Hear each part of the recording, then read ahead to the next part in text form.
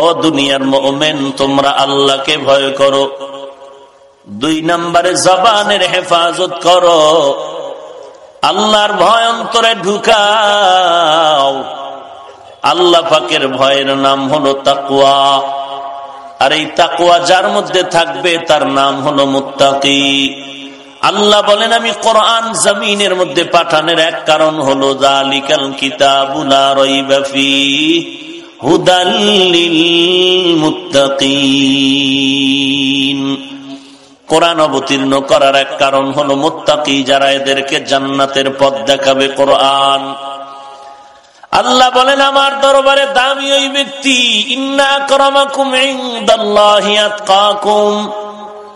আমার দরবারে দামি ওই ব্যক্তি যার মধ্যে থাকবে তাকওয়া, মানে আল্লাহর ভয়।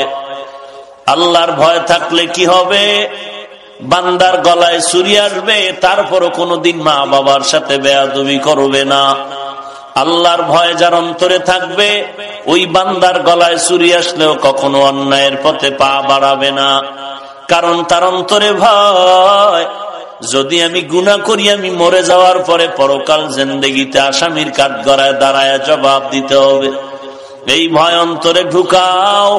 আর এই অন্তরে আল্লাহর ভয় তাকওয়া ঢুকানোর জন্য একমাত্র মাধ্যম হলো আল্লাহ ওয়ালার সাথে সম্পর্ক গড়াও।